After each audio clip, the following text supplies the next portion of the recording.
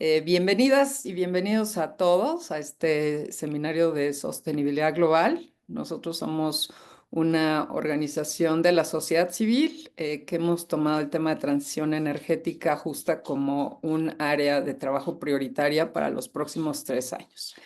Y bueno, pues hoy tenemos este webinar con la intención de revisar pues cómo se concibe la transición energética en las nuevas leyes secundarias en México. Como sabemos y estamos comentando hace un momento, pues no podría haber mejor timing. La verdad no lo habíamos planeado, pero el día de ayer en el Senado pues se aprobaron este paquete de iniciativas de ley en materia energética. Y bueno, pues con ello culmina la que podríamos llamar contrarreforma energética que comenzó en 2018. Se aprobaron 8 nuevas leyes que redefinen la estructura del sector. Bueno, realmente podemos decir que están creando un nuevo modelo energético nacional centrado en el Estado y sus empresas. Y bueno, pues quizá comenzar recordando que la transición energética pues se refiere a un cambio estructural. Yo creo que a veces hay ciertas discusiones que llevaron a pensar que el tema de transición energética es solamente o se trata solamente de energías renovables y cómo irlas integrando en el modelo o en la matriz energética, pero en realidad estamos hablando de un cambio estructural de largo plazo en todo el sistema de energía y bueno, pues obviamente el objetivo fundamental es pasar de un modelo basado en combustibles fósiles a uno sustentado en fuentes con bajas emisiones de carbono. Pues esta transformación es fundamental, por supuesto, para mitigar el calentamiento global y cumplir con la meta del Acuerdo de París de de evitar que aumente la temperatura a más de 1,5 grados centígrados, meta que pues ya se cumplió porque, como sabemos, ya llegamos a ese límite de aumento planetario y pues estamos en una situación de verdadera urgencia climática, aunque a veces las decisiones alrededor del mundo no parezcan darle la prioridad que se merece. Creo que desde la sociedad pues tenemos una responsabilidad para cumplir con esos objetivos, porque no solamente tienen un impacto en el tema energético, en abstracto, sino en los modelos de desarrollo tanto social, económico, innovación tecnológica, por supuesto, calidad del aire y el tema de la contaminación. Entonces, nada más subrayar que la transición energética pues implica la descarbonización de la matriz energética para gradualmente ir abandonando el petróleo, el gas y el carbón, y bueno, pues reemplazándolos por energías renovables, pero también por otras tecnologías limpias como la electrificación del transporte y un asunto que a veces nos olvida en estas discusiones, pero que es tremendamente importante, sobre todo para un país como México, que es la eficiencia energética. Entonces, para arrancar la conversación de este tema que es bastante amplio, y bueno, pues hoy nada más estaremos abordando algunos aspectos del mismo, contamos con 3 destacados especialistas quienes abordarán distintos aspectos de estas leyes aprobadas por el Senado ayer. En particular, se enfocarán al sector eléctrico y a la ley de planeación y transición energética. Contamos con Norma Álvarez, que tiene una destacadísima trayectoria. Ella es asociada senior en Santa María y Esteta. Nos da muchísimo gusto que estés con nosotros, Norma. Ella tiene mucha experiencia en estos temas de sostenibilidad corporativa, los certificados de energía limpia y bueno, pues ha sido una de las grandes impulsoras de este tema de transición energética desde antes cuando trabajaba en la Conavio y donde nos conocimos. Muchas gracias por estar aquí, ¿no? Gracias por la invitación, doctora. Un gusto. Muchas gracias. Y también contamos con la distinguida presencia del ingeniero Salvador Portillo, que es el presidente de la Cámara Nacional de Manufacturas Eléctricas, pero bueno, es toda una personalidad en el sector, lleva más de 45 años de trayectoria. Si tuviera que detenerme para describírselas, pues nos llevaríamos mucho tiempo, pero sí decir que Salvador es un verdadero experto en los temas eléctricos, manufactura eléctrica en particular. Y bueno, pues no solo preside la CANAME, sino que también participa de manera muy activa en Concamín. Y bueno, pues ha sido una fuerza en el sector para impulsar la transición energética. Muchas gracias, Salvador, por estar aquí. Muchas gracias, doctora. Gracias por la invitación. Es un privilegio para un servidor. Muchísimas gracias, Salvador, igualmente. Y contamos también con la presencia del profesor Rolando Fuentes. Él es fellow no residente del Baker Institute y además es profesor de la EGADE en el Tecnológico de Monterrey. Y bueno, pues también un gran experto en estos temas, sobre todo el sector eléctrico. Rolando, muchas gracias por acompañarnos. Muchas gracias, Isabel, por la invitación. Y bueno, nada más comentar que por un asunto familiar, desafortunadamente, Eugenio Grandío, que es presidente de la Asociación de Electromovilidad, pues no podrá acompañarnos el día de hoy, pero me permitiré hacer algunos comentarios sobre el tema de electrificación de transporte que también conozco y bueno, después esto lo dejaremos, digamos, un poco más adelante y también para quienes nos acompañan, les queremos agradecer muchísimo esta audiencia. Tenemos más de 40 registrados, un grupo bastante diverso, tan diverso como es la agenda de la transición energética. Les pediría por una cuestión de tiempo, pues que cuando tengan preguntas nos las vayan enviando por el chat y bueno, encontraremos el espacio después de unas 2 rondas de presentaciones y de conversación, pues lo abriremos a las preguntas del público. Me voy a permitir comenzar, pues un poco para dar el contexto y abrir la conversación, pues lo que consideramos que son algunos de los aciertos y desaciertos de este paquete de iniciativas de ley en torno a la transición energética. Yo creo que sí debemos celebrar que por primera vez en México, pues se propone una ley de planeación y transición energética que busca integrar no nada más el sector eléctrico, sino también el de hidrocarburos bajo una visión de largo plazo. O sea, creo que este es un gran acierto si lo comparamos con la Ley de Transición Energética del 2014, que se enfocaba sobre todo en la electricidad. Bueno, es un avance importante porque, o sea, creo que reconoce la necesidad de la planeación estratégica como un proceso estructural. Y yo creo que eso, o sea, lo vemos con muy buenos ojos y nos parece un gran acierto.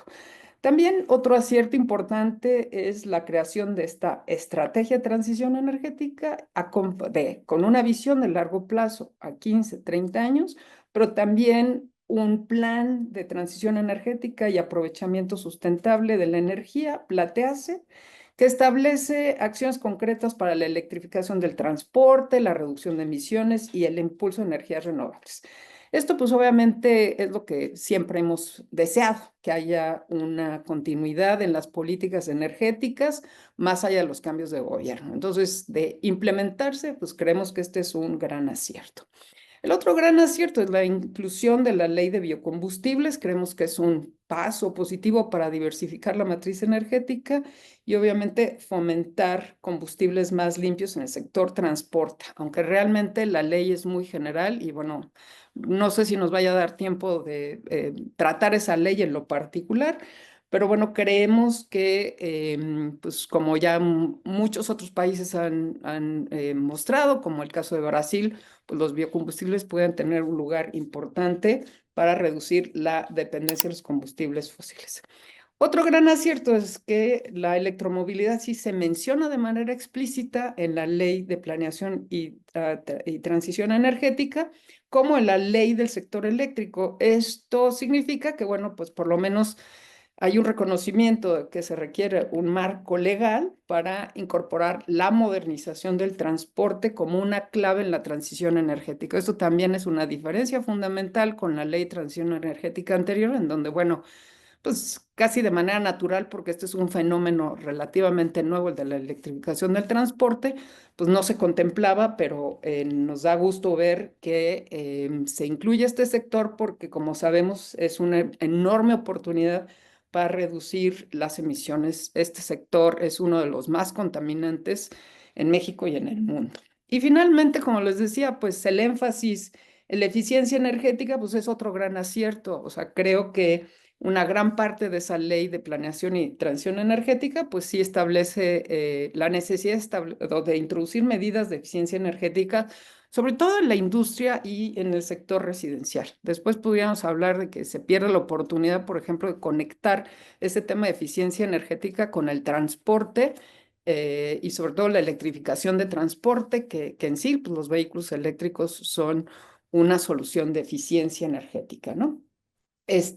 Yo cerraría ahí, nada más quisiera hacer mencionar dos desaciertos que me parecen importantes. El primero con respecto, o sea, la diferencia con la Ley de Transición Energética de 2014 y que sí es una emisión que me parece que es muy significativa y que tendrá un impacto, eh, pues, digamos, en términos de retrasar la transición energética, es que la nueva ley no incluye metas cuantitativas concretas en cuanto a las energías limpias o energías renovables. Si bien también tiene el acierto de distinguir entre energías renovables y energías limpias, a diferencia de la Ley de Transición Energética del 2014, pues al no incluir metas cuantitativas, genera un vacío normativo importante. Pues claro que delega esta ambición climática a instrumentos de menor importancia, o sea, a los planes, a los programas, en lugar de consagrarla en la ley. Yo creo que eso es un retroceso muy importante y pues es una contradicción cuando uno lee la ley de planeación y transición energética, pues hay muchísimas referencias a cómo tenemos que descarbonizar, cómo tenemos que tener todos estos planes, en fin, pero no hay una directriz clara y estratégica en torno a la reducción de emisiones o descarbonización y en particular a las energías limpias o renovables.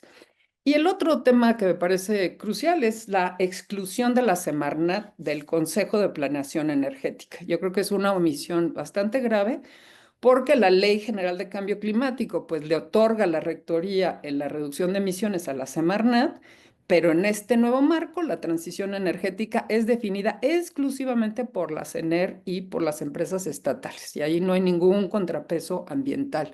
Entonces, hay una contradicción incluso con la Ley General de Cambio Climático, porque pues ahí, como ustedes recordarán, la Semarnat es quien preside la Comisión Intersectorial de Cambio Climático y bueno, pues los compromisos internacionales de México que dice la Ley de Planeación y Transición Energética que se deben cumplir, pues están claramente establecidos y enunciados en esa ley que hasta se reformó en el 2022 para integrar los nuevos compromisos de México bajo la NDC. Entonces, les dejo aquí como que esta película así un poco más amplia y ahora quisiéramos pasar a una discusión más específica con los expertos en la materia y pues quisiera empezar con Salvador. Ya me dijiste que las preguntas que te quiero hacer son muy amplias y muy complejas, pero yo creo que uno de los puntos claves en el sector eléctrico es qué tanto esta nueva ley del sector eléctrico pues permite o permitiría resolver el tema que pues es el gran reto que tiene México del aumento de la demanda eléctrica en el país, considerando que vamos a la electrificación de todo, ¿no? Si la transición energética significa algo, pues es como ya decíamos, dejar los combustibles fósiles y pasar a la electrificación y bueno, después de eso integrar las energías renovables. Entonces, ¿cómo ves tú este nuevo marco legal, Salvador?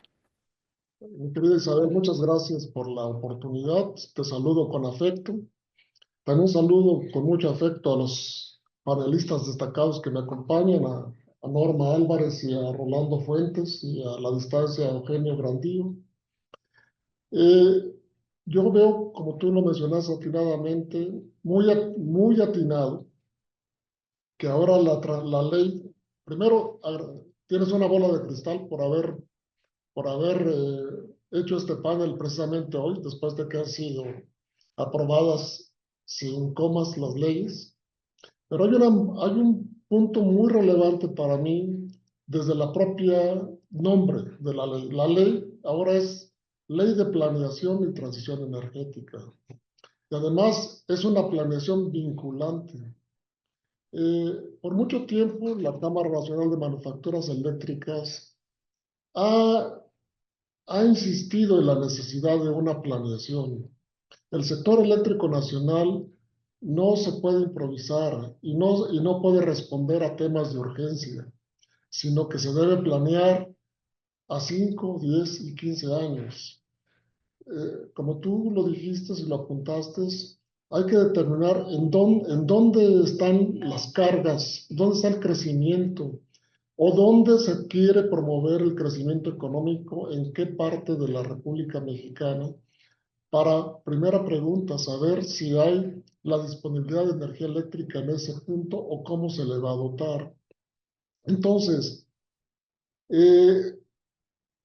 las leyes, desde el punto de vista ideológico o como están apuntadas, me parecen magníficas. Sin embargo, faltaría ver los cómo. Espero que en el reglamento indique los cómo. ¿Por qué?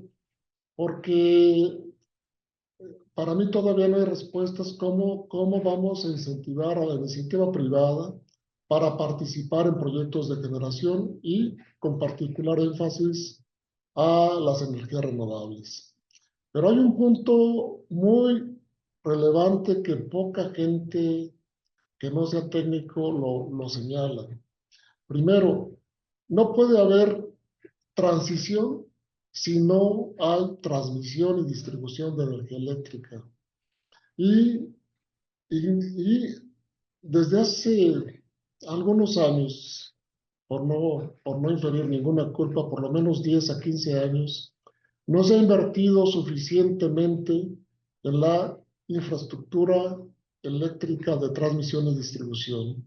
Y creo que es tiempo, espero que con esta planeación vinculante, ahora sí se hagan las inversiones necesarias que tenemos que tener en transmisión y distribución para realmente potenciar y abastecer de energía eléctrica todas las, como bien lo apuntaste, el mundo futuro es eléctrico. Sin electricidad realmente no hay desarrollo económico. Y tenemos que estudiar juntos, junto con la autoridad, primero, cómo vamos a potenciar o modernizar las actuales líneas de transmisión. Ya existen tecnologías muy relevantes, como son los cables de energía de alto desempeño, de alta temperatura, que podrían dar una respuesta de corto plazo a incrementar la transmisión de potencia a través de estas líneas. También, ¿cómo vamos a incentivar la generación distribuida? ¿En dónde? ¿Cómo? ¿Bajo qué perspectiva? Y también, por supuesto, no se menciona en esta nueva ley cuáles son las metas de energía renovable. Creo que debemos tener metas, porque cuando se apunta algún parámetro y no se tiene meta, pues ¿cuál es el objetivo para dar cumplimiento a esta? Sin duda, la presidenta, la doctora Sheinbaum, mencionó que tiene como objetivo en el 2030 tener 45% de energía renovable en la red eléctrica. Una meta sin duda ambiciosa, pero insisto de manera reiterada que señalar que se requiere energía renovable sin ser apuntalada por inversión en infraestructura de transmisión y distribución, solamente se está hablando en el espacio sin poder aterrizarlo. También veo de manera relevante que establece un plan para la transición energética y el aprovechamiento sustentable de la energía que se llama Plateasia, que es algo también me parece muy innovador y muy relevante. Y otros temas importantes que tú los manejas de manera muy atinada, como son justicia energética, pobreza energética, economía circular, hidrógeno renovable y tecnologías limpias, etcétera, etcétera. Y bueno, yo creo que hasta aquí dejaría mi primera intervención, porque hay más cosas que hablar. Como bien señalaste, es la movilidad eléctrica. Por primera vez se habla de manera específica de movilidad eléctrica. Y aquí estaremos hablando pues infraestructura de carga en el país, código de red, etcétera, etcétera. Bueno, hasta aquí dejaré mi primera intervención, Isabel. Gracias. Muchísimas gracias, Salvador. Nada más quizá mencionar que pues ese objetivo del 45% de energías renovables, como tú dices, o sea, se ve muy bien en el papel Sí, y por supuesto que todos estamos a favor de eso. Habrá que mencionar que México incumplió la Ley de Transición Energética del 2014. Ahí claramente pues en vez de llegar al 35% de las energías limpias, ya ni digamos energías renovables, ahorita estamos en el 22%. Entonces, el esfuerzo que se requeriría para llegar a ese 45% es enorme y por supuesto que más allá de la planeación se requieren los recursos y los mecanismos dentro de la planeación y la operación del sector eléctrico. En ese sentido, pues le quiero preguntar a Norma, ella cómo ve todo este aspecto que tiene que ver en el nuevo modelo con la prevalencia, sobre todo, bueno, tanto de Pemex como de la CFE, pero ahorita del sector eléctrico, de la Comisión Federal de Electricidad, pues como empresa pública del Estado, manteniendo el 54%, que sabemos que pues, ha sido un tema controversial, pero también considerando el papel de la nueva Comisión Nacional de Energía, las reglas de despacho, ¿cómo en toda esa discusión podemos asegurar la participación del sector privado y las energías renovables? Es decir, nuevas plantas de energía renovable, pues si la CFE nada más por esa prevalencia, pues para mantenerla no tendría muchos incentivos, ¿no? Para cambiar ese modelo. Digamos, es toda una discusión, pero bueno, tú eres la experta y me encantaría escuchar tu punto de vista al respecto. Gracias, doctora. Pues como bien dicen, coincido en todas las consideraciones que han hecho previamente.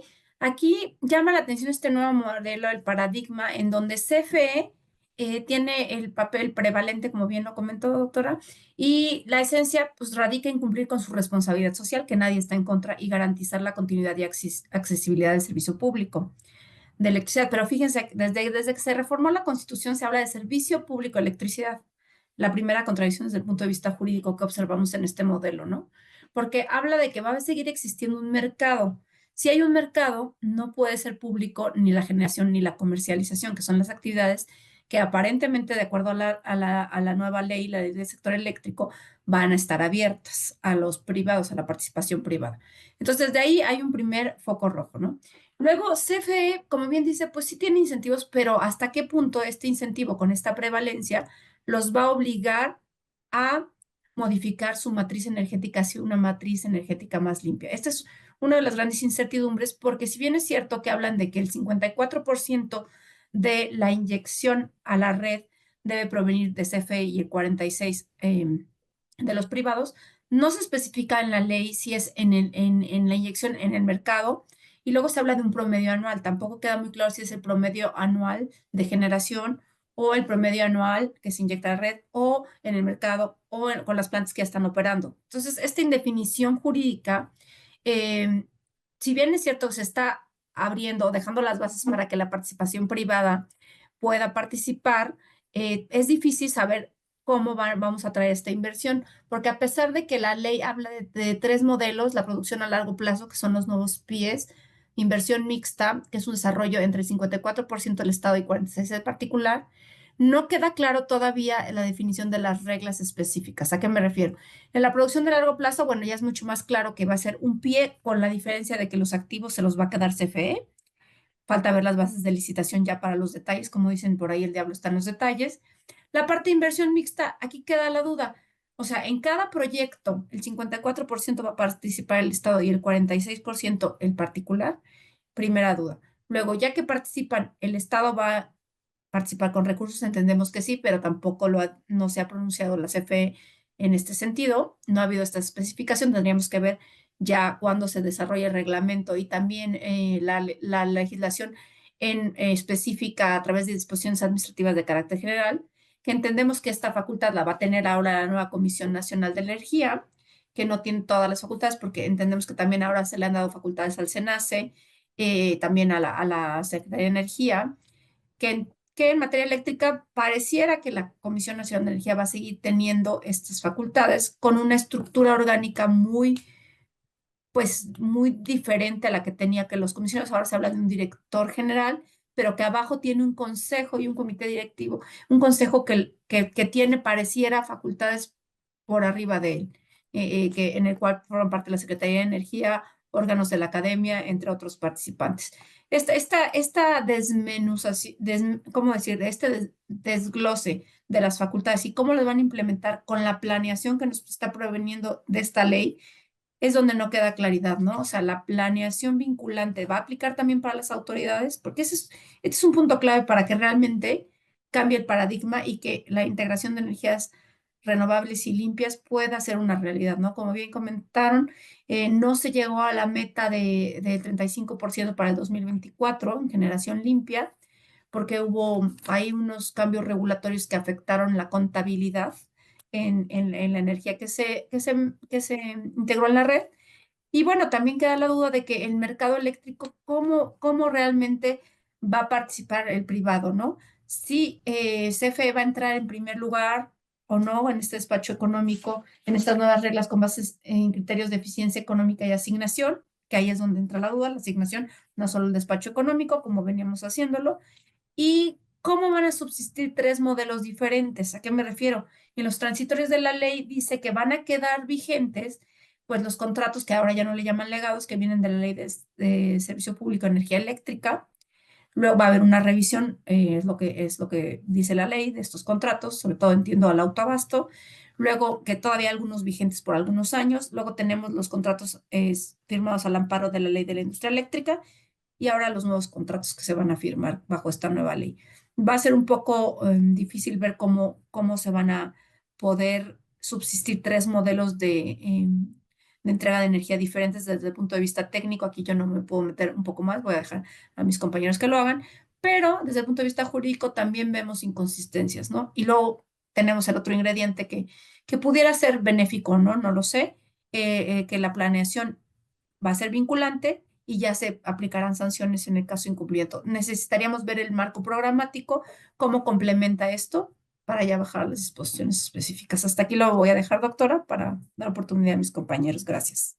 Muchísimas gracias, Norma. Bueno, pues sí, como dices tú, el diablo está en los detalles, pero también, pues, como que todo en la ley indica que se va a ir a una caja negra, en donde es el CENER, en particular, la Comisión Nacional de Energía, quienes van a definir, en particular, pues, el tema de transición energética, sin metas claras, incluyendo en la ley, pues ya de la Comisión Federal de Electricidad, como en la de Pemex, pues no hay una referencia a cuáles serían los compromisos.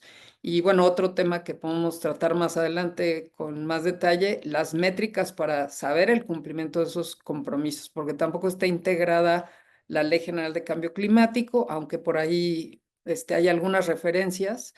Pero si bien la Ley de Planeación y Transición Energética enuncia pues todo lo que queremos escuchar, la transición energética, después en la ley del sector eléctrico, sí la prevalencia, o sea, con la prevalencia de la CFE y sin metas de energía renovable, no parecen existir los incentivos ni los mecanismos transparentes para que se pueda avanzar en energías renovables. Hay que recordar que en México pues el 76% de la generación, bueno, más bien de toda nuestra matriz energética, son combustibles fósiles y en términos de energías renovables, como dijimos, los últimos años cayó la participación de esas energías renovables, aunque bueno, pues vemos cambios importantes en la generación distribuida que son muy halagüeños. La verdad es que el tema de la inversión en hidráulica, en generación hidráulica, pues representa una oportunidad, pero un reto también, sobre todo por el aumento de la temperatura planetaria, de la que México pues, no está excluida, ¿no?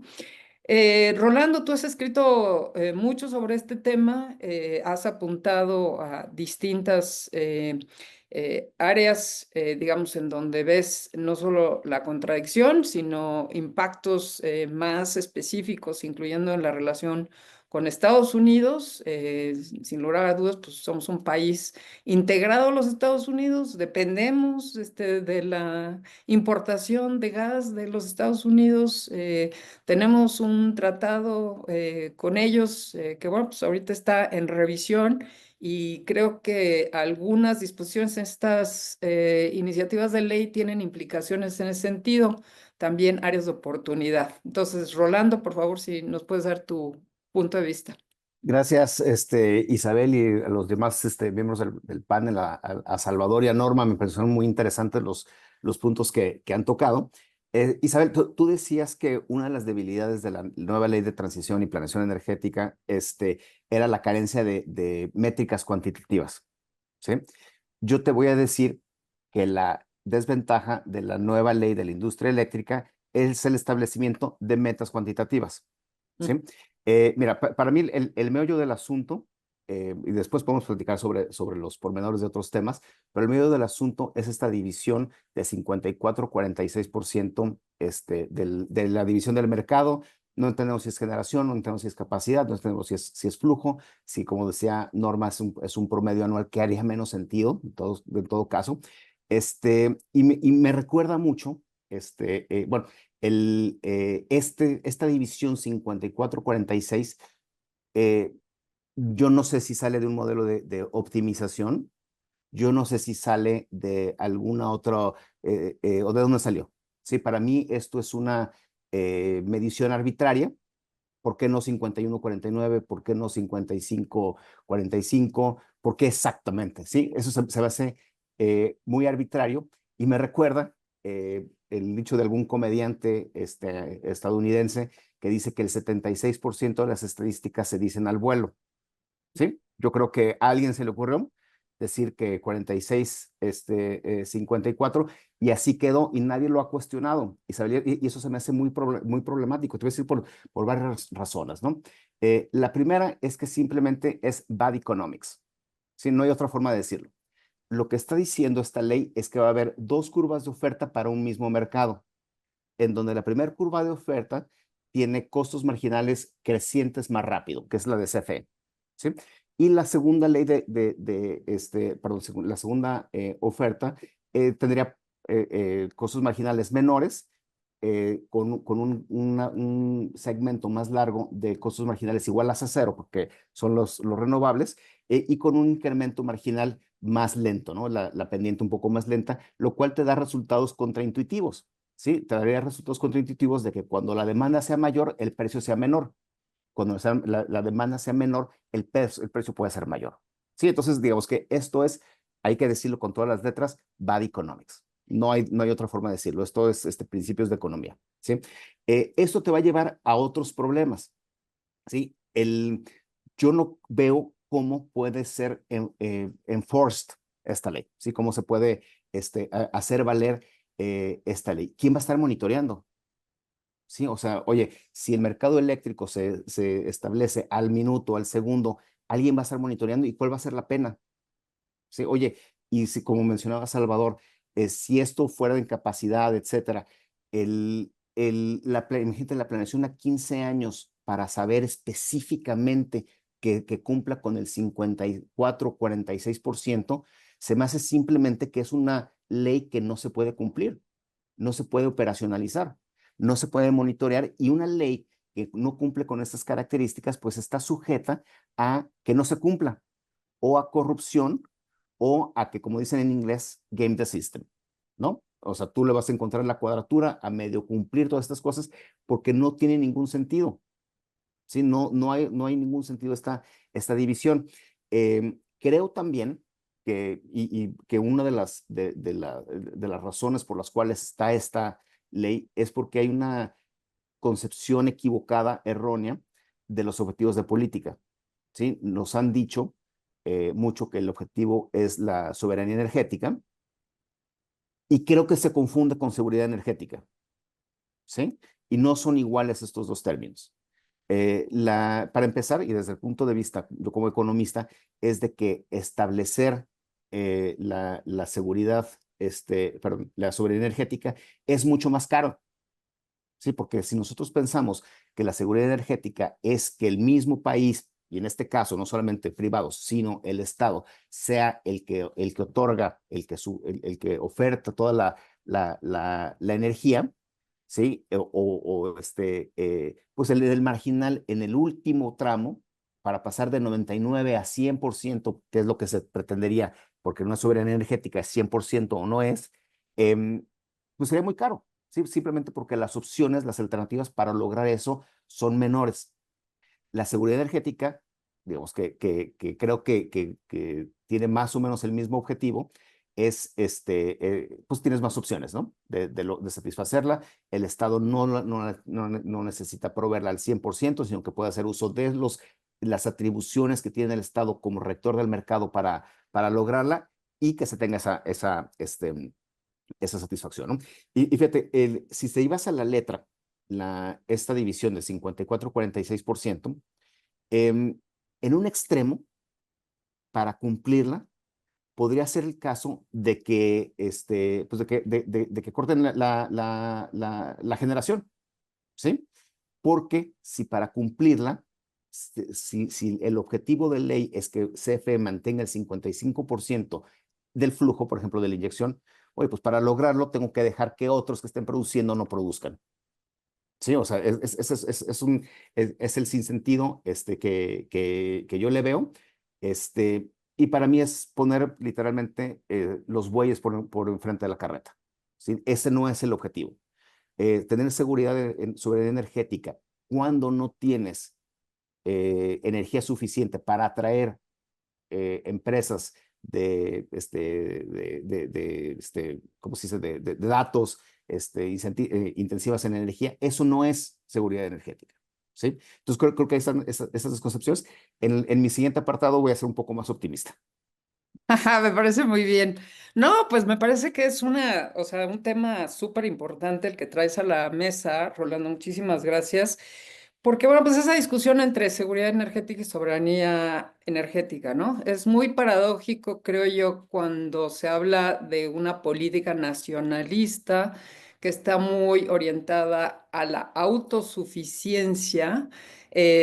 Pero que no genera las condiciones en particular para una participación privada en el largo plazo, ¿no? O sea, creo que es un poco lo que nos estás diciendo y la verdad es que pareciera al ver la ley que partimos de un presupuesto en donde el Estado está en esa situación privilegiada. Cuando lo vemos desde la perspectiva de independencia energética, quizá para, o seguridad energética, como tú dijiste, pues está en una posición muy débil. O sea, Claro. ¿por qué? Pues porque pues, la Pemex ya prácticamente no produce gas, todo lo importamos de Estados Unidos. En tema de las gasolinas, pues lo mismo, Pemex pierde en la refinación del petróleo, importamos el grueso. Entonces, pareciera que, pues sí, vamos hacia la soberanía energética en ese marco, pero no existen las condiciones reales para que el Estado pueda asumir ese rol, ¿no? De esa política nacionalista, más aún, pues porque sabemos que no tienen los recursos para hacerlo. Entonces, como dices tú, nos ponen un predicamento porque quieren mantener la prevalencia sin tener la posición de fuerza para hacerlo, sin tener los recursos para hacerlo y con todas estas importaciones frente a Estados Unidos en una situación de precariedad energética o para cumplir con las necesidades del país, ¿no? Fíjate, Regresas. Isabel, Dime, dime. un comentario aquí. El tamaño del mercado lo establecería el presupuesto que tiene CFE para cumplir Claro, el 55% en exacto. lugar de la demanda. ¿Sí? Antes, cuando surgió esta ley que empecé a escribir estos artículos, la preocupación también era la violación al TEMEC, ¿no? Dadas las circunstancias de las últimas 4 semanas, no sé si esa siga siendo una crítica razonable, ¿no? Porque nuestro principal socio comercial parece que no está muy dispuesto a continuar. Sin embargo, siguiendo esta ruta de las amenazas de Trump, a mí me preocupa mucho que una de las fichas que tengan sea cerrar las importaciones de gas, ¿no? O las exportaciones de gas. Y no necesita cerrarla por mucho tiempo, ¿eh? Así No es. necesita muchos días, no necesita algunas horas, ¿no? Entonces, Eso sí es un riesgo a la independencia, a la seguridad energética, etcétera. De acuerdo. Y por esa razón, bueno, pues cobra más relevancia lo que decía Salvador, ¿no? No solo la planeación, sino la participación del sector privado, o sea, en términos de si CFE no va a tener los recursos para impulsar las redes de transmisión, la modernización de las redes eléctricas de distribución, pues alguien tiene que hacerlo, porque al contrario, pues como dices, nos podemos quedar con prevalencia de CFE con un mercado muy chiquito y dependiente del exterior, ¿no? Oye, Eh, Isabel, aquí abrirlo, sí, me justo, gustaría Salvador. comentar lo dicho, lo comentado por Rolando Fuentes de manera magistral, desde mi punto de vista. No hay energía más cara que la que no se tiene.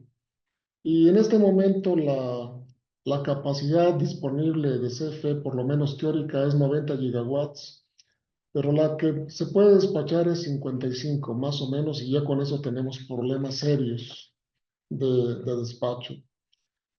De manera, sí me pongo a pensar que si se requiere mayor capacidad de potencia, mayor potencia, yo creo que sería irrisorio decir, bueno, es que esta ya me pasó, ya CFE ya no tiene el 54, entonces no la puedo despachar si se lo requiere, lo que se requiere es energía o potencia en un determinado punto.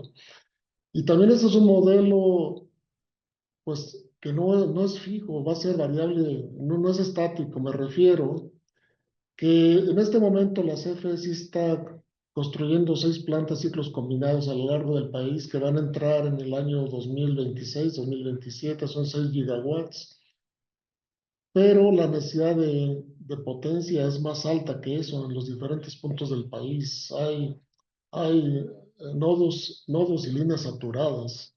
Entonces, hay muchos interrogantes que yo espero que no, por motivos ideológicos, no se pueda despachar la energía, ¿no? La energía se despacha la que se tenga, de cómo se tenga, ¿no? Hasta aquí mi comentario. Muchísimas gracias, Salvador. Efectivamente, pues creo que ahí tenemos sabemos que ese es uno de los grandes cuellos de botella y creo que este marco legal, o sea, para los temas que nos interesa en particular de transición energética, pues hace muy difícil visualizar ya no, digamos, la participación del sector privado en cualquier tipo de generación de energía, pero en particular de las energías renovables, por lo que comentabas, Rolando. Norma, pues te quiero dar la oportunidad de que Sí, comentes gracias. y quizá igual si tienes oportunidad mencionar el papel de los certificados de energía limpia, que pues Claro. fueron un instrumento muy importante en la Ley de Transición Energética de 2014, con todas sus deficiencias, con todo lo que está pasando en la gobernanza internacional en materia de cambio climático, en particular el artículo 6, pues que lleva a pensar en que estos mercados de emisiones, que bueno, pues incluso pudieran conectarse con estos instrumentos, pues si nos pudieras comentar un poco cómo lo ves Sí. con marco legal.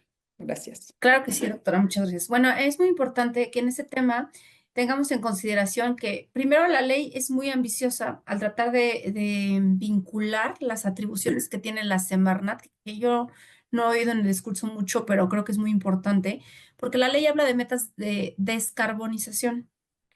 En este momento estamos hablando del sector eléctrico, pero estamos hablando que como país, México, pues tiene una contribución nacional determinada que debe cumplir, que no ha cumplido, que hemos sido llamados la atención en algunas COPs, como ustedes recordarán, porque no hemos cumplido, ¿no? Que no han sido suficientes los programas que se han implementado.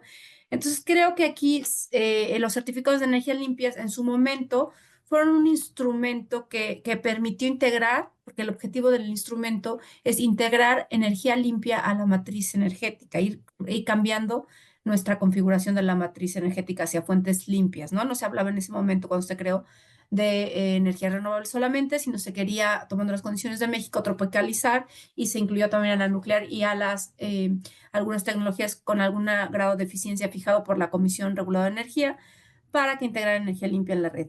¿Qué pasa ahora? Ahora, si bien es cierto, estos certificados también ayudaron a descarbonizar porque se emitieron menos o se evitaron emisiones a la atmósfera, ¿qué pasa con esta nueva ley?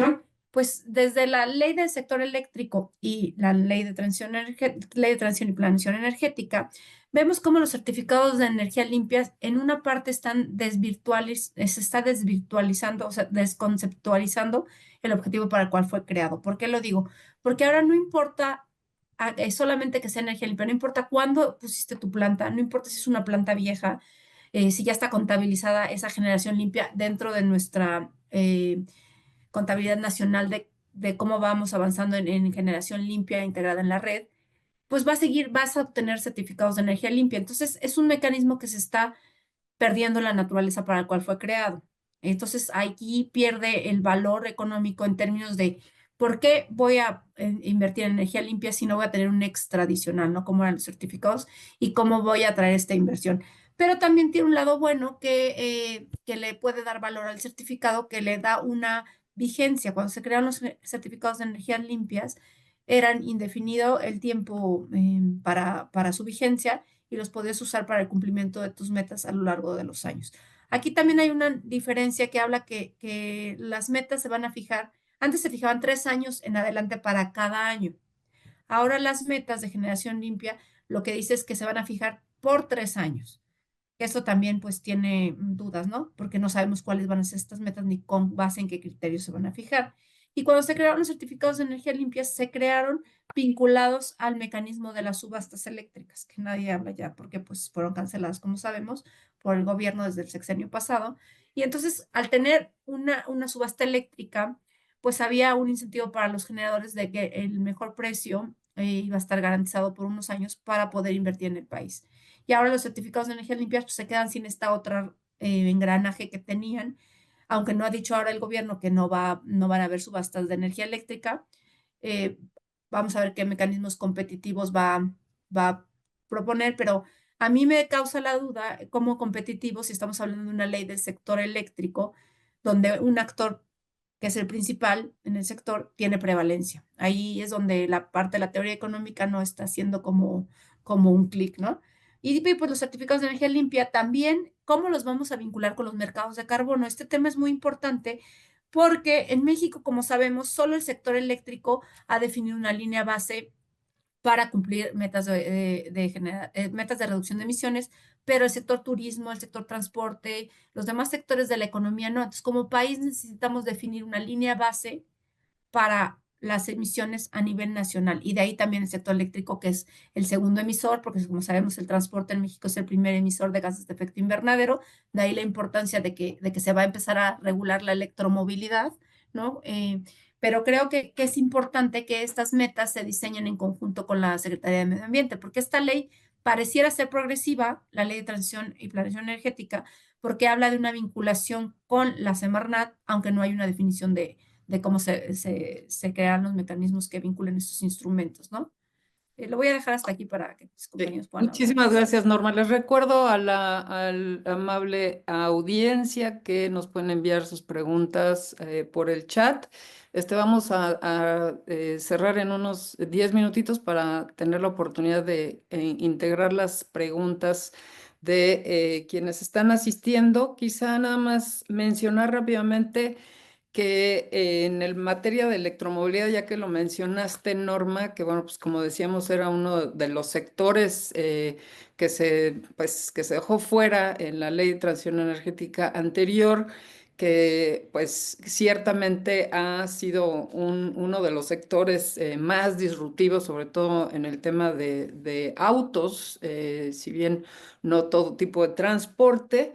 Pues hay todo un capítulo en la ley del sector eléctrico dedicada a la electromovilidad, en particular el artículo 86, pues que faculta a la CENER a regular vía reglamentos, que otra vez, bueno, aquí se considera como un aspecto importante, pero se va vía reglamentos la infraestructura de suministro eléctrico necesaria para los vehículos eléctricos. Entonces, bueno, ese es, digamos, una referencia muy importante, si bien no hay, digamos, un plan como tal, pues la ley de planeación y transición energética sí mandata que dentro de la Estrategia Nacional de Transición Energética y en el PLATEACE, pues que haya unas metas específicas en materia de electromovilidad.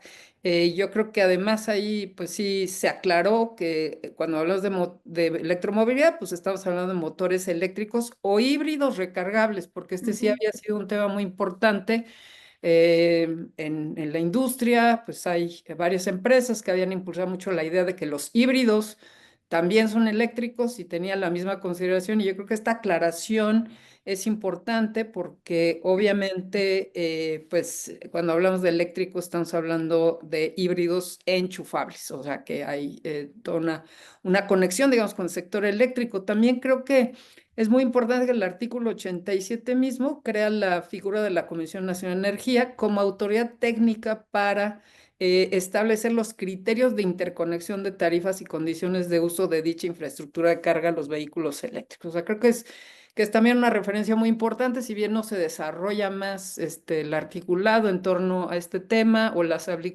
obligaciones, pues un poco siguiendo lo que ya estaba haciendo la CRE, como por ejemplo las DACs en materia de infraestructura de carga, en materia de almacenamiento. Bueno, pues queremos esperar que la Comisión Nacional de Energía, pues sí sea quien tome la batuta en términos de la definición de estas reglas, ¿no? Pero yo creo que otra vez es darle todo ese poder a la CENER en particular.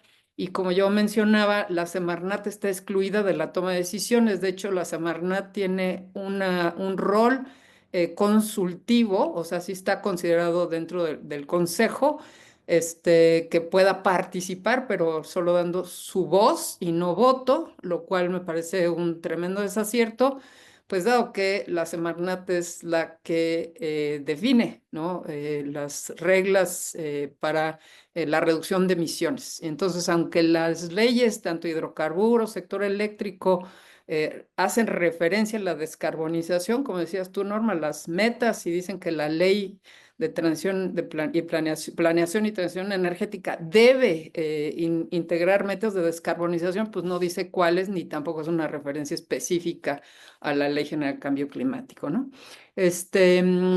Rolando, seguramente que tienes comentarios sobre este tema en particular y quizá nos puedas decir, o sea, de manera más genérica, ¿cómo ves en una visión más amplia, más allá del sector eléctrico, cómo en el sector, la ley de hidrocarburos, como la ley de Pemex, la ley de CFE, se integrarían en esta visión de la transición energética, ¿no? ¿Dónde ves áreas de oportunidad?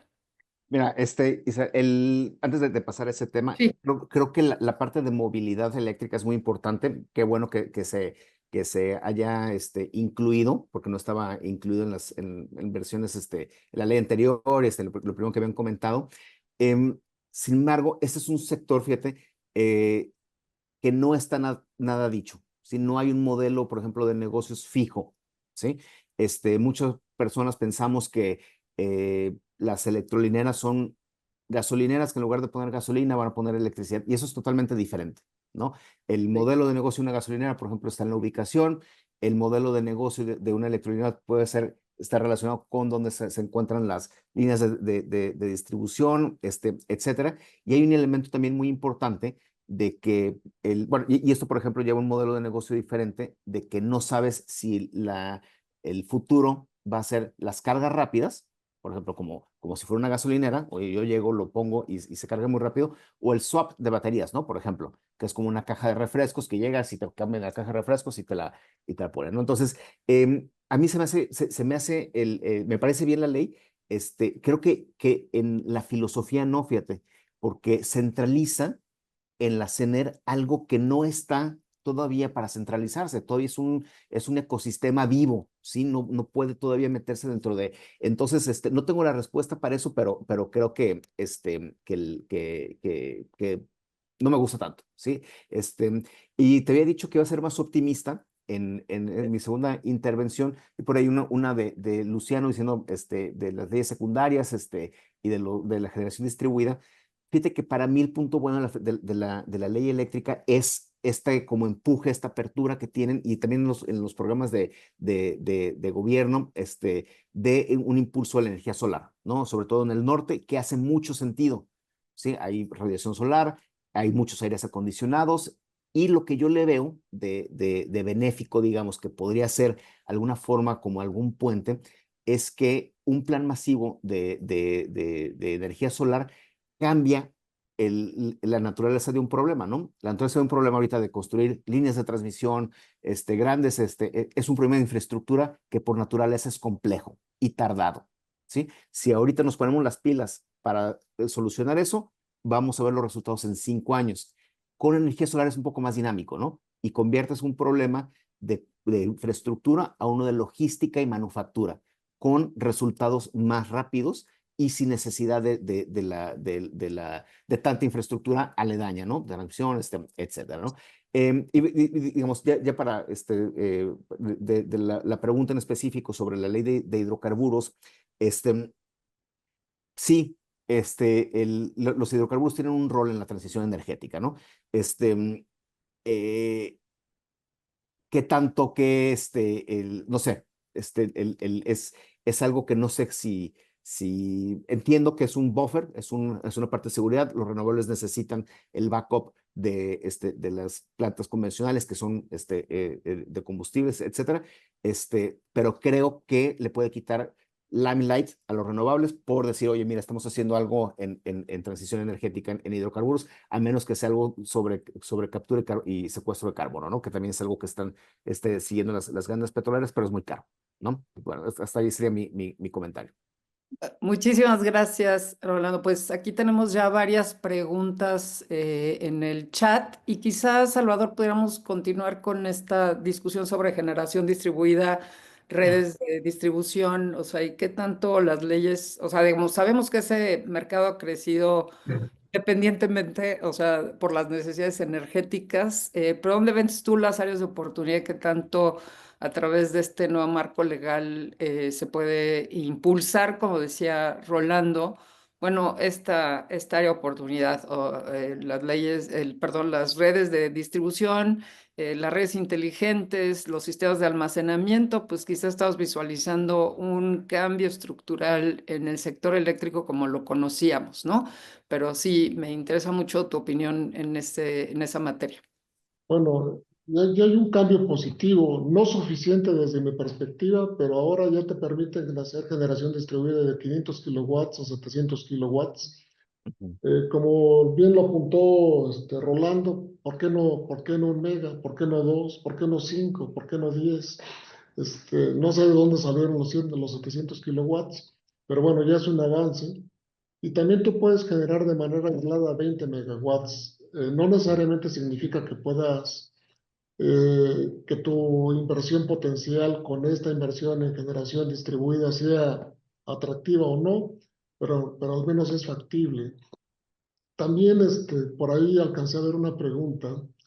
Ahora todas las instalaciones, infraestructura que lleva energía renovable va a ser obligada que lleve cierto porcentaje de almacenamiento, lo cual es necesario para darle viabilidad a toda la energía renovable por la intermitencia propia que tiene la generación.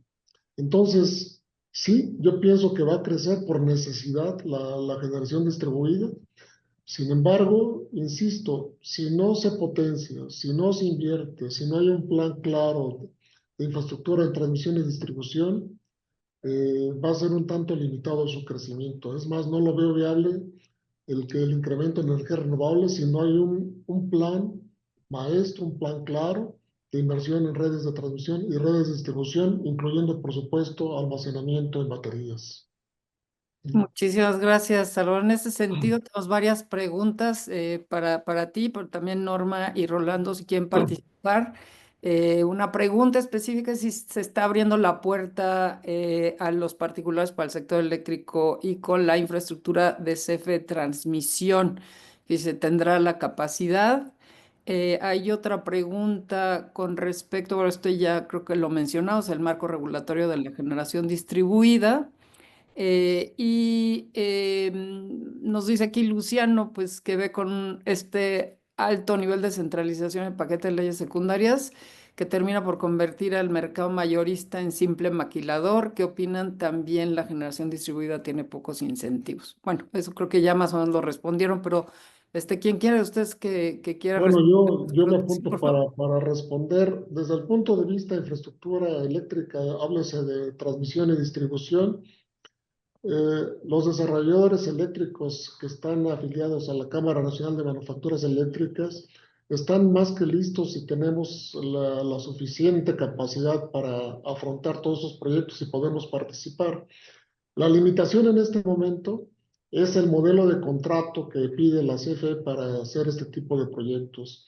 ¿Por qué? Porque el contrato no es bancable. Entonces, las empresas no tienen la capacidad financiera para afrontar con recursos propios 100 millones, 200, 300 millones de dólares. Entonces, estamos en pláticas con la Comisión Federal de Electricidad para conjuntamente con la banca encontrar el modelo adecuado para desarrollo de la infraestructura eléctrica.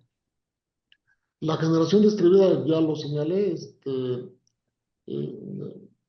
en generación no me queda claro cómo va a ser la inversión 54-46. O sea, cuáles son las reglas, quién va a invertir en una planta tradicional ciclo combinado o renovable, si, bajo qué expectativa y plan económico, si la ley se la van a cambiar en 5 años, en cuánto tiempo se la van a cambiar. No es claro, mi recomendación o mi comentario sería tenemos que esperar el reglamento o alguna disposición particular de cómo se va a financiar y sobre todo cuál sería la planeación y planteamiento para invertir el privado en el sector generación. Muchísimas gracias, Salvador. Rolando o Norma, si quieren comentar. Sí, bueno, a mí me gustaría comentar una cosa. Coincido en todas las consideraciones que han dicho, pero si bien es cierto que en la parte de transmisión y distribución no hay una disposición expresa que diga que van a participar los privados, tampoco hay una prohibición. O sea, sabemos que es un servicio público, entonces tal vez haya alguna oportunidad de participación, quiero ser más optimista, una vez que salga alguna licitación o algún concurso en el que los privados puedan apoyar al Estado, porque el Estado es evidente, como ya lo dijo el ingeniero Salvador Portilla y también Rolando, pues no tiene el recurso, ¿no? No tiene ahora los medios para que esta red no solamente se amplíe, como ya comentaron, ¿no? Que sin transmisión no hay transición energética, sino que también se modernice, ¿no? Ujú. Y yo había escuchado en alguna de las intervenciones del subsecretario en el tema de que preguntaban por qué el umbral de punto 7, que era porque las redes de distribución no son suficientes para que a través de generación distribuida se incrementen más. Yo no soy especialista ingeniera, soy abogada, pero creo que también, pues en las redes de distribución hay una oportunidad también para inversión privada en colaboración, evidentemente, con el gobierno, ¿no? Creo que en estos momentos que, como bien dice la doctora Estude, podemos ser propositivos como sociedad civil, creo que es el momento de tratar de buscar los canales de comunicación con las autoridades para decir, estamos aquí y a todos nos conviene que las empresas públicas se fortalezcan. La verdad es esa, ¿no? O sea, nadie está en contra. Yo no sé por qué hay como bien dijo Rolando y coincido, un mal entendimiento sobre el concepto de soberanía energética. ¿No? O sea, creemos que están confundiendo soberanía energética, coincido con seguridad energética y también con seguridad nacional. Creo que están Ujú. mezclando tres conceptos en lugar de entender que la soberanía pues siempre ha estado y se ha respetado por el sector privado, pero podemos aportar como sector privado, ¿no? O sea, las inversiones están ávidas, o sea, nosotros hemos visto un gran apetito del sector privado en colaborar en estos nuevos esquemas mixtos, una vez que haya ya la definición de las reglas claras y también en hidrocarburos hemos sabido que hay mucha expectativa de nuevas exploraciones de pozos y tomando en cuenta, como bien dijo, el 70% que se ha dicho y sabemos es de nuestra matriz de combustibles fósiles, pues también la empresa productiva, digo, perdón, la empresa pública Pemex va a transitar hacia una economía más verde. De hecho, pues ya presentó su plan ambicioso de ESG, ¿no? También Pemex tiene que reconvertir sus procesos y ahí tiene que haber una relación con la CFE. O sea, no puede hacerlo sin que se comuniquen estas empresas, que yo creo que este es un punto muy importante que poco se ha hablado, ¿no? Cómo los dos sectores se van a vincular de una manera más estratégica para que todos ganemos, tanto el país como la inversión privada. Yo creo que aquí hay una muy, muy importante rol que podemos hacer la sociedad civil de empezar a tratar de vincular ambos sectores desde nuestras trincheras para que esto se vuelva una realidad. Y entonces se va a fortalecer la empresa pública, pero también va a haber inversión privada y vamos a empezar a descarbonizar la economía. Si no, pues la verdad me parece que sería un poco difícil, ¿no? Muchas gracias. Yo tengo un comentario al respecto, pero primero le quiero pasar la palabra a Isabel, Rolando. me Sí, por favor. gustaría complementar Sí, la por favor. brillante participación de Norma para dar algunos datos. La red de transmisión tiene aproximadamente 100,000 kilómetros y la red de distribución tiene 800,000 kilómetros. De acuerdo a la experiencia, por cada punto porcentual que se incremente del PIB, se tiene que invertir en redes de transmisión y redes de distribución más o menos del orden del punto dos a 0,3% de estas redes, eh, lo cual no hemos hecho en mucho tiempo, por lo menos en los últimos 15 años. Y so pena de ser reiterativo, pues si no hay inversión en transmisión y distribución, no hay transición. Gracias. Totalmente de acuerdo. No, muchísimas gracias por esos datos, Salvador. Como digo, o sea, siempre, y además, un punto al que podemos regresar es el tema de la medición de metas, o sea, independientemente de esa discusión entre los porcentajes para mantener la prevalencia de la CFE, pues creo que hay toda una discusión en torno a pues esa planeación que se va a hacer, con qué mecanismo se va a medir, porque hasta ahora pues, ha sido muy difícil la medición y con la desaparición del INAI y de otros organismos, o sea, que tengan cierta independencia de la CENER, pues vamos a tener que recaer en la buena fe, ¿no? De la CENER para reportar los avances. Se mencionó que iba a crearse un sistema de información energético, creo que eso es uno de los puntos importantes de la ley. Y bueno, pues, sin embargo, pues tiene que haber mecanismos también que puedan supervisar y monitorear que pues toda esa planeación y todas las métricas que se establezcan ahí, pues que se cumplan, ¿no? Entonces, también veo que hay pues una falta de mecanismos de revisión, por ejemplo, que se pudiera hacer reportes, si va a ser la CENER quien lleva la voz cantante y la CNE, pues que reportaran en el Congreso mínimamente, que hubiera un consejo consultivo ciudadano que permitiera ver cómo se está cumpliendo sí o no esos planes y programas. Entonces creo que ahí hay un área de oportunidad muy interesante, ¿no? Pero regreso contigo, Rolando, por favor. Sí, mira, yo quisiera retomar algo que dijo el ingeniero Salvador, de que y coincido completamente, yo muchas veces lo digo, la electricidad más cara es la que no se tiene, ¿sí? Ujú. Entonces, hay ya de facto inversión privada en transmisión y distribución. Sí, esto ya sucede. Yo lo que he escuchado de industriales grandes consumidores es de que para acceder a la carga de CFE, es muy normal que les pidan las obras a ellos, ¿no? De subestaciones o de reforzamientos de tales puntos, y que después esas obras no solamente son, las tiene que realizar el consumidor, se transfieren en su integridad junto con escrituras de los terrenos y de las tierras donde son localizadas a CFE. Entonces, digamos que esto ya sucede, y creo que son incentivos, ¿no? Dicen, oye, pues me sale muy caro, sí, pero como dice el ingeniero, sale más caro no tenerla, ¿no? Claro, por supuesto. Si aquí tienes otra pregunta de Luciano que dice, entiendo que la transmisión y distribución es una facultad exclusiva del Estado o no, habría esquemas mixtos, de lo que ya creo que estabas contestando, Rolando, en ese sentido. En inversión en infraestructura de este tipo, en el noreste del país tenemos déficit de transmisión y por cierto la generación distribuida es solo vertical en residencial y comercial. No se ven esquemas horizontales cooperativos en el medio rural.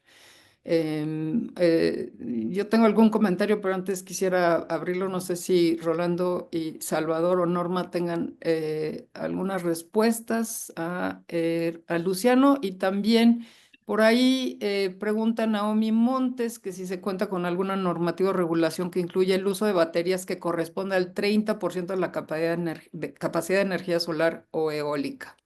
Digo, es todo el tema de almacenamiento, que sé que también es otra discusión muy importante.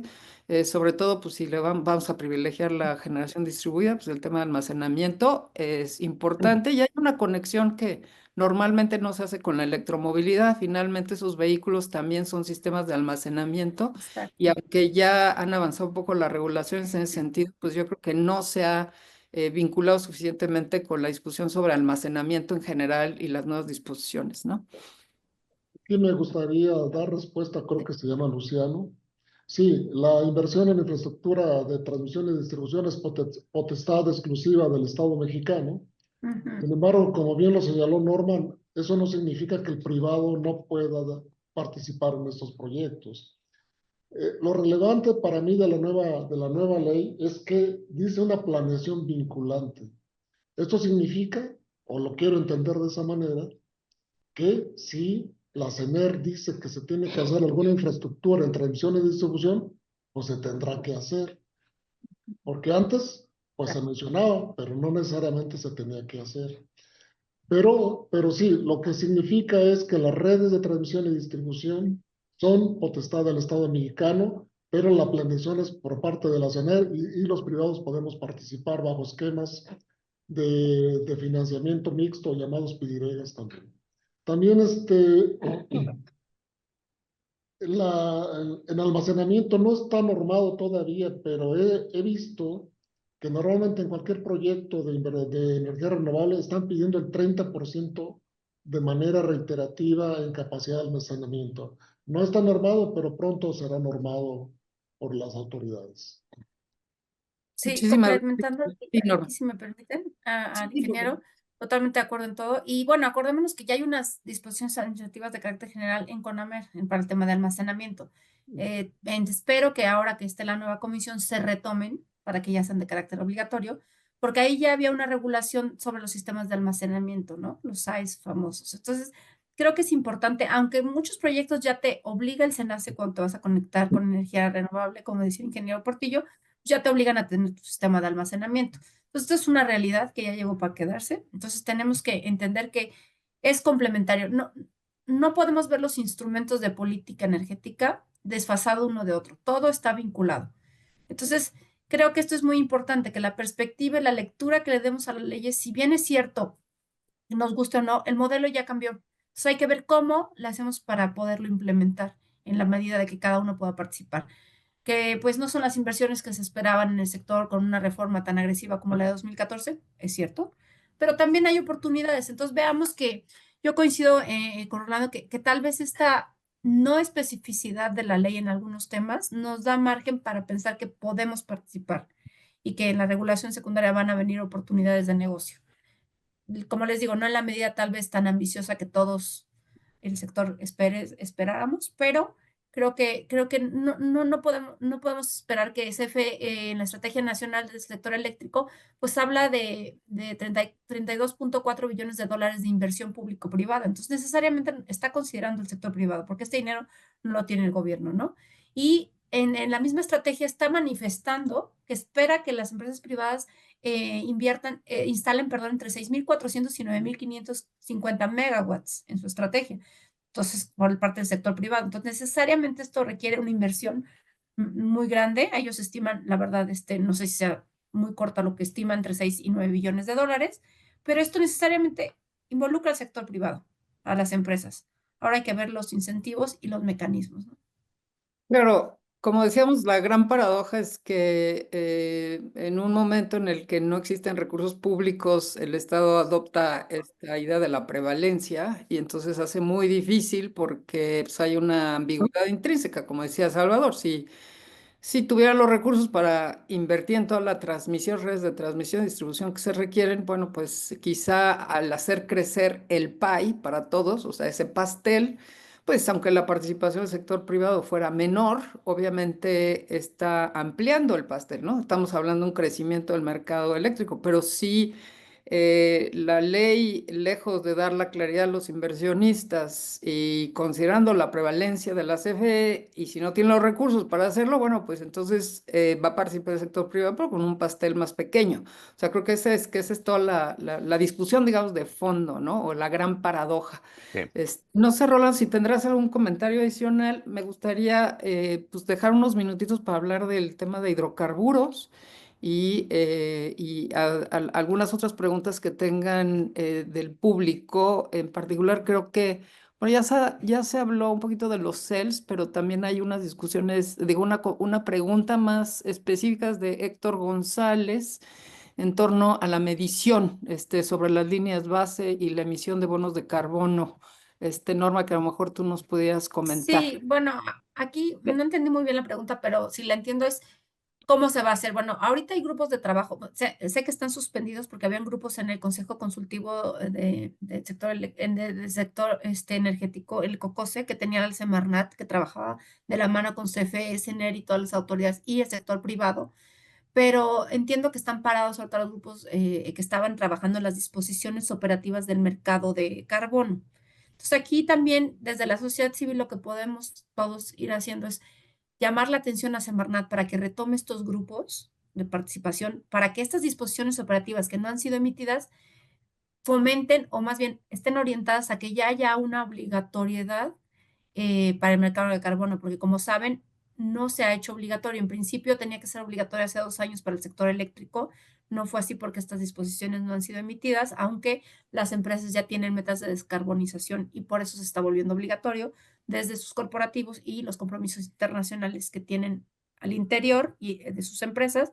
Pero como país creo que es importante la redefinición de esta línea base a través, GIZ había hecho un esfuerzo muy importante, varios años, para esta determinación. Entiendo que siguen los trabajos, pero pues retomarlos con la Secretaría, ahora sí en coordinación Semarnat y CENER. Muchas No sé si gracias. Rolando, muchísimas gracias. Rolando, ¿un comentario adicional? Sí, un comentario relacionado con lo que dijo Salvador de que ahora la planeación es vinculante y más bien que es una pregunta para Norma, ¿no? ¿Tiene dientes esto? Porque puede ser vinculante, pero si no hay dinero, no es como esos todavía no. nuevos derechos que son vinculantes, pero pues que están en la letra y no se ejercen, ¿no? A mí me da esa impresión, Claro. ¿no? O si están tan relacionados CENER con CFE, pues CFE le va a decir no lo pongas porque no lo puedo hacer. Entonces, un self-fulfilling, ¿no? Sí, coincido. Aquí yo creo que es muy importante la reglamentación, los reglamentos, pues, aunque también sigue siendo legislación secundaria, los reglamentos que se expidan y las disposiciones operativas, porque aquí lo más importante es el detalle, ¿no? Ujú. Tanto en el mercado eléctrico, también en hidrocarburos, o sea, cómo va a ser la regulación específica técnica. Ahí es donde vamos a ver si va a haber recursos, mecanismos de participación, mecanismos para atraer fondos internacionales, ¿no? A México para que puedan hacerse realidad estos, no solamente el sector privado, también el gobierno, se pueda vincular y realmente hacer una exigibilidad de esta planeación, ¿no? Que eso es a mí lo que me llama la atención. Hablan de planeación vinculante, de que van a haber sanciones a la no aplicación de la ley, pero ¿cómo? Es lo que todavía nos falta conocer.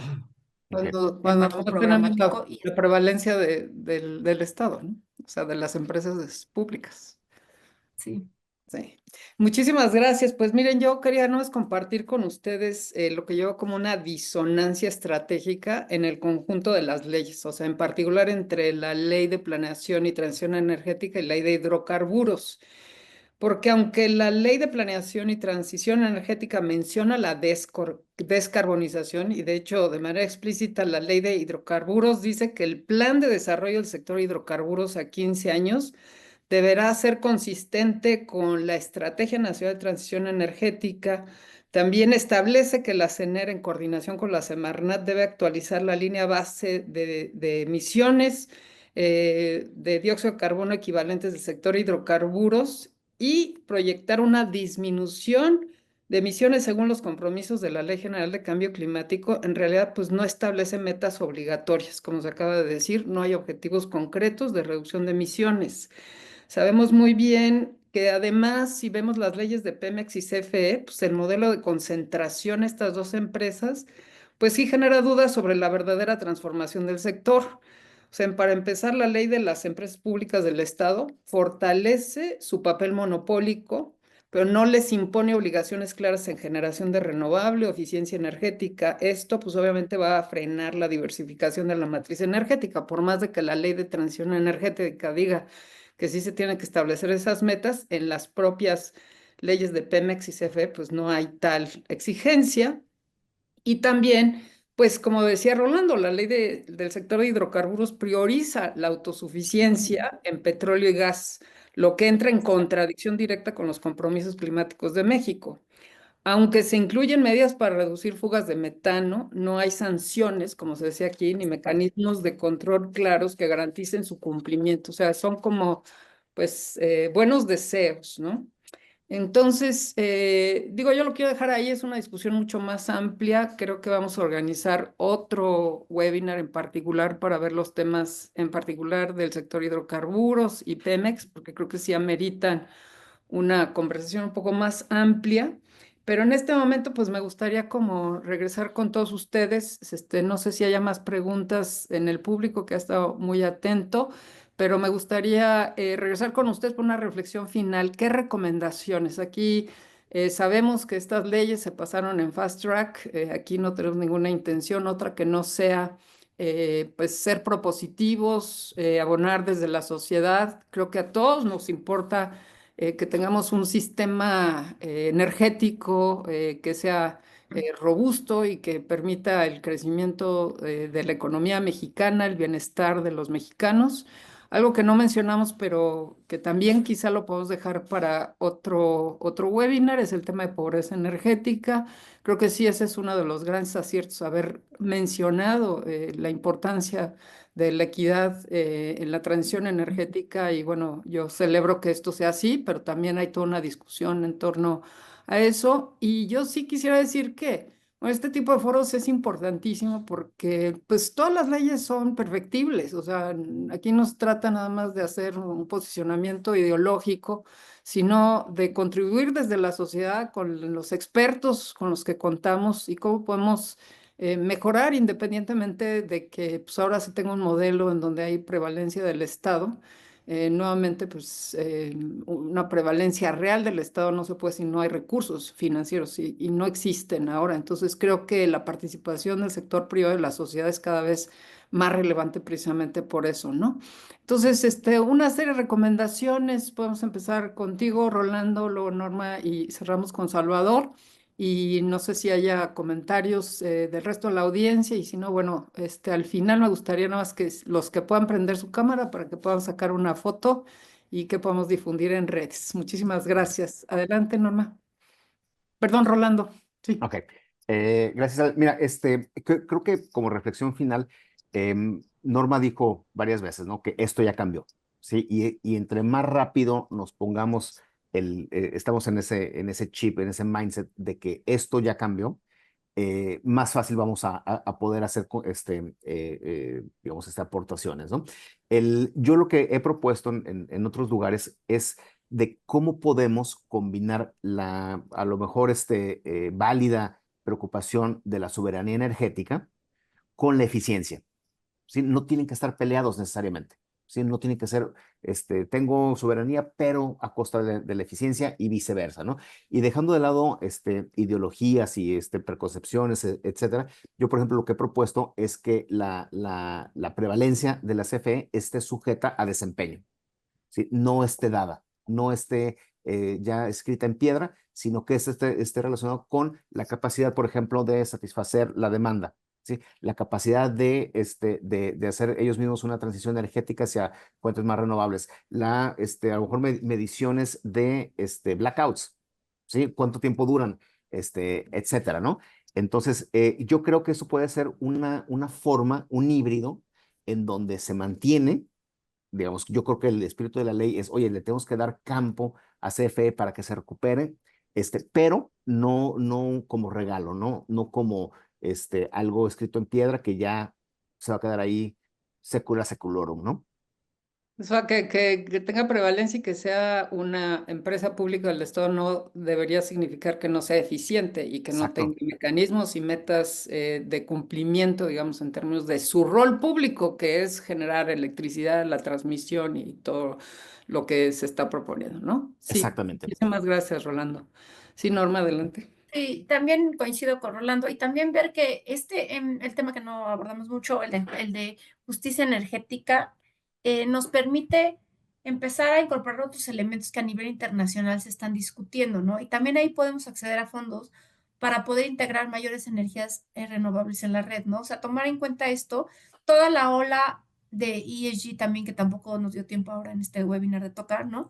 La parte de cómo hacer la vinculación entre la parte ambiental, social y de gobernanza de todos los proyectos, que también sean una realidad para CFE, como bien dice Rolando, para Pemex, que ya presentó una estrategia, y también en todos los proyectos que los privados hacen, ¿no? Esta importancia también de la taxonomía sostenible, que es uno de los instrumentos que México ya tiene para identificar proyectos que pueden acceder a fondos internacionales para desarrollo de proyectos limpios. Tenemos que poder ser capaces de transmitir esto también a la empresa pública, ¿no? O sea, aprovechemos estos mecanismos que ya el gobierno ha hecho, veamos qué podemos aportar. Y una cosa que me gustaría decir, si bien es cierto que es casi seguro que las leyes salgan la semana que entra o en un par de semanas que ahora se fueron a la Cámara de Diputados, también he escuchado que dentro del mismo Morena hay diputados que están abiertos a que podamos participar la sociedad civil. No sé en qué medida, la verdad no lo puedo saber, pero podríamos aprovechar también este momento para acercar algunas propuestas que el que las tenga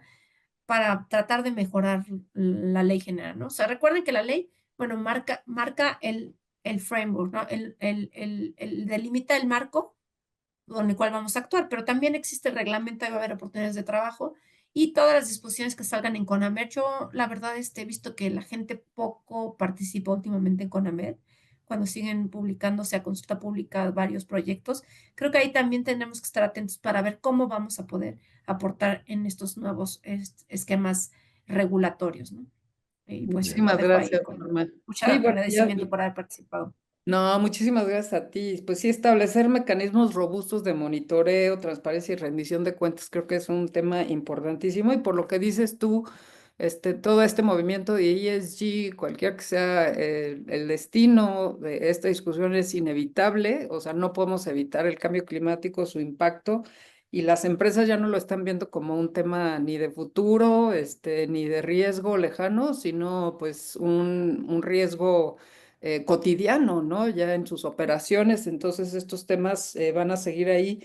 Yo propondría un consejo consultivo ciudadano para la transición energética, o sea, realmente creo que sí deben establecerse esos mecanismos que antes sí existían en las leyes y ahora pues no, el mismo consejo intersectorial de cambio climático, la Semarnat, pues ha desaparecido para todo efecto práctico y yo creo que ahí es donde desde la sociedad podemos impulsar esos cambios, que sin lugar a dudas, pues está muy bien que hagan nuevos planes, la planeación, pero pues ya decíamos, ¿no? Lo que no se mide, pues no se cambia y no podemos asegurarnos que de la buena voluntad de la CENER, digamos, para hacer esta transición, sobre todo cuando pues la matriz energética de México está orientada a los combustibles fósiles, esa es la realidad, o sea, con lo que tenemos que vivir, ¿no?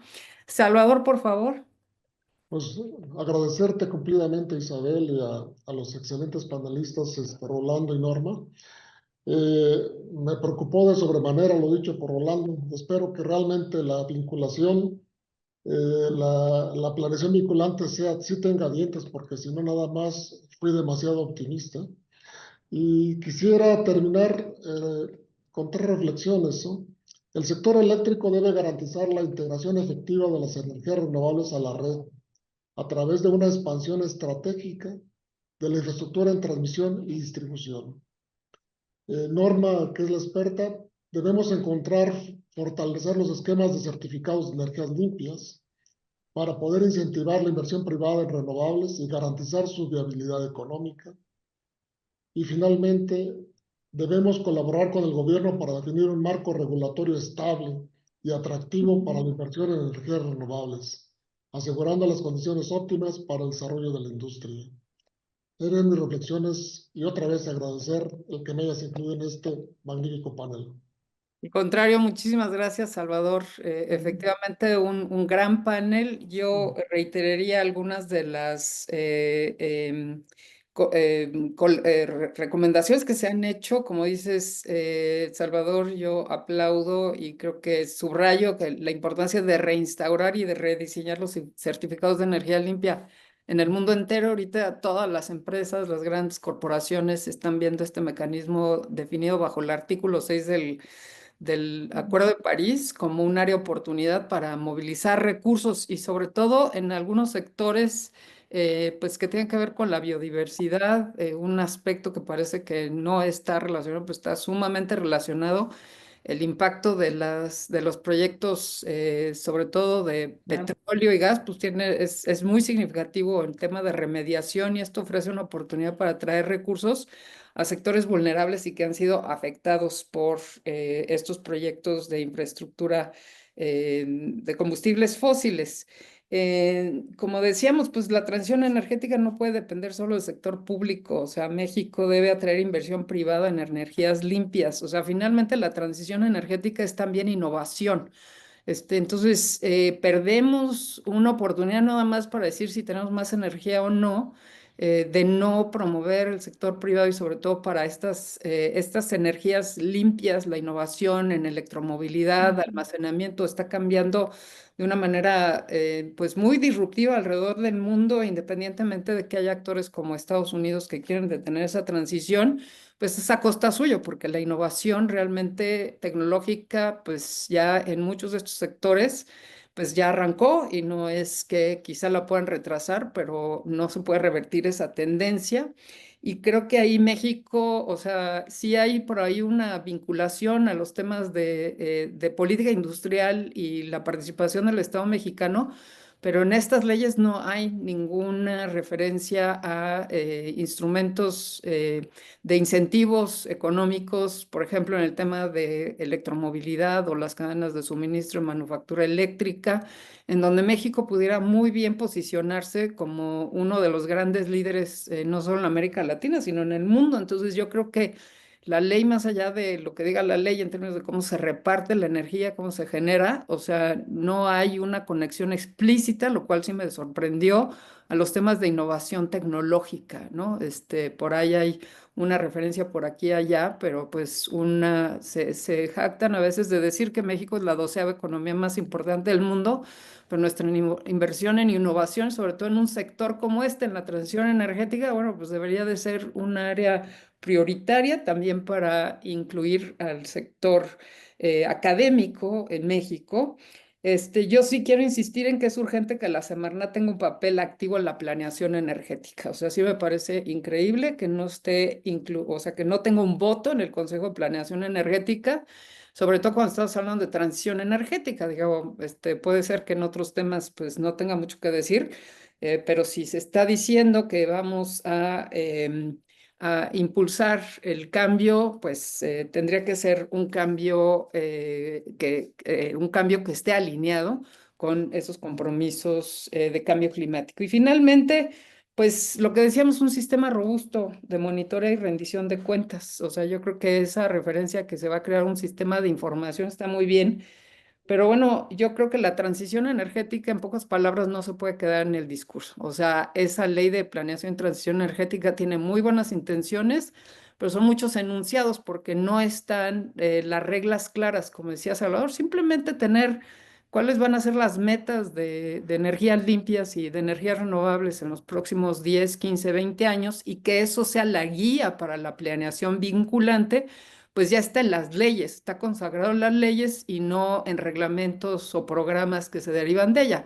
Entonces yo sí creo y quiero insistir en que este tema debe ser un tema de consideración importante, igual que las metas de descarbonización, por más de que lo diga la Ley General de Cambio Climático, bueno, pues si no se ponen en la ley del sector energético, que es el grueso, digamos, de la acción para conseguir la reducción de emisiones, o sea, pues de qué estamos hablando, ¿no? Yo creo que sí hay un área de oportunidad en ese sentido y ojalá pues haya también la disposición para continuar con estas conversaciones. A todos los que se sumaron a este webinar, muchísimas gracias.